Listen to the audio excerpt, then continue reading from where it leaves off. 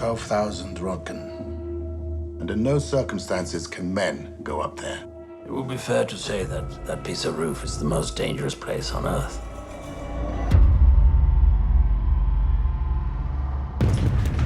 The Soviets, and particularly the people of Ukraine and Russia and Belarus, threw themselves at this task in a way that is shocking and beautiful and also terrifying and heartbreaking. These are the most important 90 seconds of your lives. We're talking about 700,000 people being sent to clean up this impossibly contaminated area, an area that is still off limits today.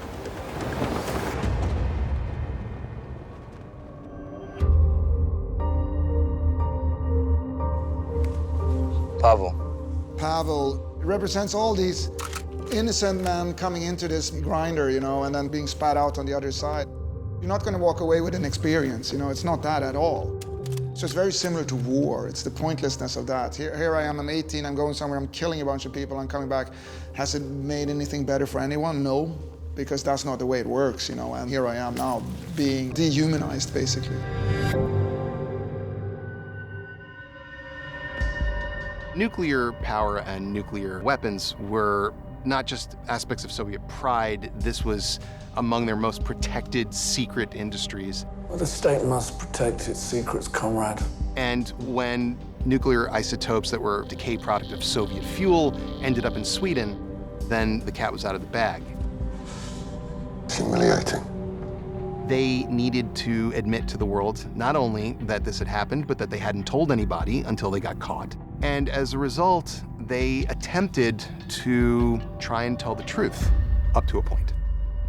The truth? Is that what you're going to say in Vienna? She's sort of similar to the Horatio character in Hamlet, that she is his conscience. You have a chance to talk to the world, Valeri. It goes kind of to the heart of your humanity, really. You've got to stand up and be counted, no matter what the consequences, when the stakes are this high. Tomchuk says, tell the truth, at whatever price. Cherbina says, tell whatever truth is necessary and keep the lid on the truth that will just make it harder for us to work and improve things. We can make a deal with the KGB. You have to make choices that has a chance to survive in a system like that. You have to lie a little to make things happen. And that is the conflict with a more idealistic Tomchuk, who has this passion for truth, no matter what the consequences. Go public. Force the Central Committee to take action. Sherbina, he's at a very high level and he's involved in the politics of it all and the kind of level where people just get shut up and they get incarcerated. And I say to him, well, look, these are all the people who just gave their lives unthinkingly. What about them? There's your example. To hell with your deal. To hell with our lives. Someone has to start telling the truth.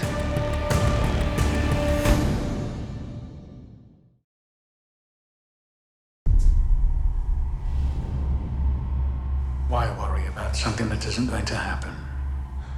Oh, that's perfect. They should put that on our money. What's really interesting is how the ideology of the Soviet Union, the idea of a system that was infallible, and the fear of people to point out any flaws or mistakes, everything had to be perfect, and you had to pretend it was perfect. Any system with too strong an ideology, whether it's the idea of a perfect nation or a perfect belief, leads to exclusion of facts.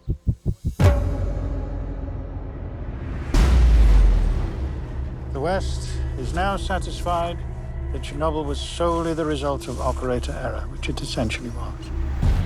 When you start to look at all the different causes of this accident to happen, it's the sort of accumulation of that kind of a mentality, which is, it's more convenient to believe comfortable truths and comfortable facts than it is to have to face difficult choices and difficult realities.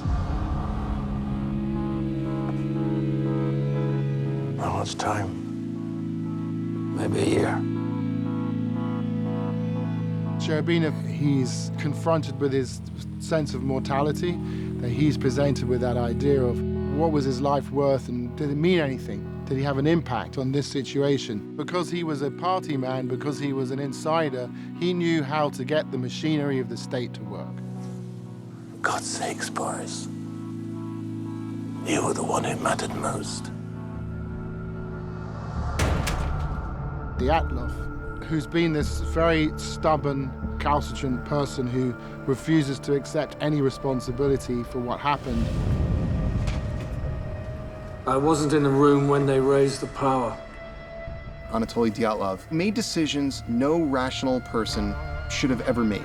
He made crazy choices. I haven't reviewed, we only just found out we're... There, review it. In the trial, Dyatlov historically does say the following thing: I will not say that I am guilty, but I cannot say that I am not. And I thought that was a remarkable expression of at least the potential of guilt. It was very Soviet in its own way, the statement, to have it both ways. The trial is, as always, we want to find who's guilty. The people's lust for revenge, which is something really, really dangerous, it makes it very attractive to find scapegoats and throw as meat to the dogs. Once it's over, we will have our villains, we will have our hero, we will have our truth.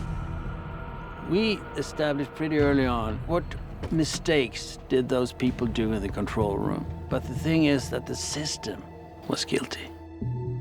Professor Legasov, if you mean to suggest the Soviet state is somehow responsible for what happened, then I must warn you, you are treading on dangerous ground. That is how an RBMK reactor core explodes. Lies.